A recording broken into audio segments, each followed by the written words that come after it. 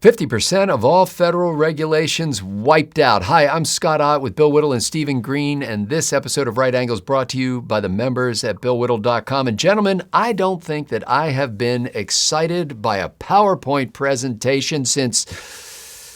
I don't think I've ever been excited by a PowerPoint presentation. However, the Washington Post published a PowerPoint presentation created by our buddies over at the Department of Government Efficiency. It's very short. It's 9 pages long, and it has that headline that basically says we can eliminate 50% of all federal regulations, and with yielding a potential, they don't call this savings, but they say a potential $3.3 trillion value opportunity per annum. Why they have to throw Latin in there, I have no idea. It's PowerPoint. So anyway, and in the process, doing this, they can save 93% of the man hours that would otherwise be created. Stephen Green, yes, as you might have guessed, this involves artificial intelligence attacking the problem of what I think you've perennially referred to as government cruft. Yeah. And what they've discovered, basically, is that there are some 200,000 regulations. Technically, they're not all separate regulations. They're sections within documents that are regulatory documents, and then each section basically is its own kind of regulation. So about 200,000 of these, Stephen Green, and 50% of them apparently are not statutorily required. They were developed by agencies, but they're not required by law. And about of the other 50%, 12% of those are not required, but the agency apparently needs them. And 38% of them are, in fact, statutorily required, but the agency doesn't necessarily need them. So what Doge is saying, Steve, is using AI, we can figure out which 100,000 regulatory sections can be deleted. And this is probably the bigger challenge, is we can actually go through the process of deleting them, because you can't just delete them. You got to go through this sequence of events where you have to publish stuff, and then you have to wait for public comment, and then you have to filter through maybe 100,000 public comments, and all of this stuff has to go on. Oh, and the lefties will spam those, by the way. Of course they will. And there'll be savings in a number of ways, which I'm not going to go into detail on because we're still, but I do want to say, Steve, that they're talking about announcing the results of this, as early as the beginning of next year on the anniversary of President Trump's, inauguration, first year. His re-inaugural. Yes, in office. Is this just some crazy pie-in-the-sky scheme from the grandchildren of the guy who invented grok? No, it's not. These guys are serious. And not only are the Doge boys serious, but the entire Trump administration is very, very serious about reducing this regulatory burden. Trump did a fine job during his first term, 2017 to early 2021. But now, well, I've been calling the Trump 47 administration, I've been referring it as Trump 2.0, the don't give a fudge edition. Because this is his attitude. He understands he's got a limited amount of time and a lot of stuff to do to make America great again. And Lee Zeldin, the EPA commissioner, today, we're recording this on Tuesday, the 29th of July, today is announcing that he is repealing the Obama era, the 2009 EPA finding under Lisa Jackson, Obama's first EPA administrator, that the 6 greenhouse gases are a public threat. He's going to rescind this language. And this is very important because there are trillions of dollars worth of regulations built on this 2009 language that exists nowhere in statute. Announced it in a truck factory. Yes, a truck factory in Indiana, I believe. And not only that, I love this because Politico has got a Politico. Politico had to include this line in their write-up of the story about how the trucking industry produces more greenhouse gases, planet-warming gases than almost any other industry. Just they got to get in there, whatever. So with this repeal, this allows a whole host of regulations, everything from those stupid gas cans that you can't pour gasoline out of, to the fact that it's almost impossible to buy a car under $40,000 these days. This is the cost of the regulatory burden created by this 2009 finding.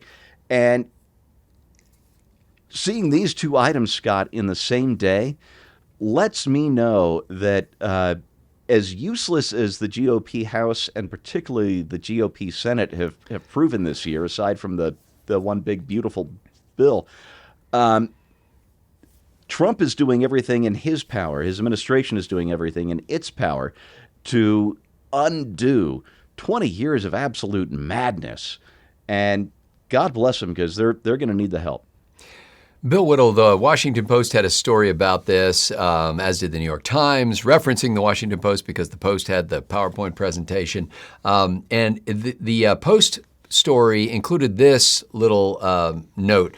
On January 31st, President Trump issued an executive order to, quote, unleash prosperity through deregulation, which required regulated agencies to repeal 10 rules for every new rule they issue.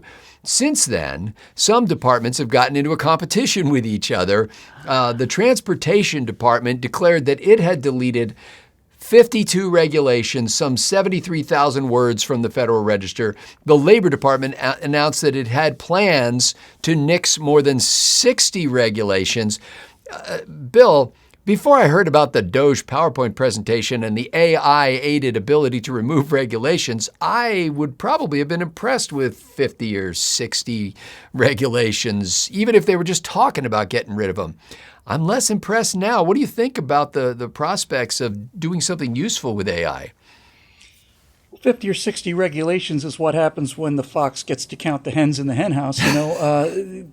This is an exterior audit.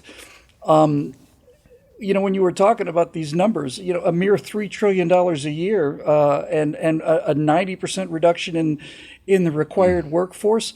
The way to disassemble these government agencies always seem to me to decapitate them from the top. But that brings a lot of political heat. Oh, you're going to get rid of the Department of Education? It's like, no, or the Department of Energy? No, we're not going to get rid of the Department of Energy. We're just going to get rid of 95% of what the Department of Energy does. That's a good first step. They should just merge them all into one department of shit we used to do. Yeah, and just axe it. This is monumental reconstruction of the government in the right direction, and it carries with it a lot of. Let me rephrase that.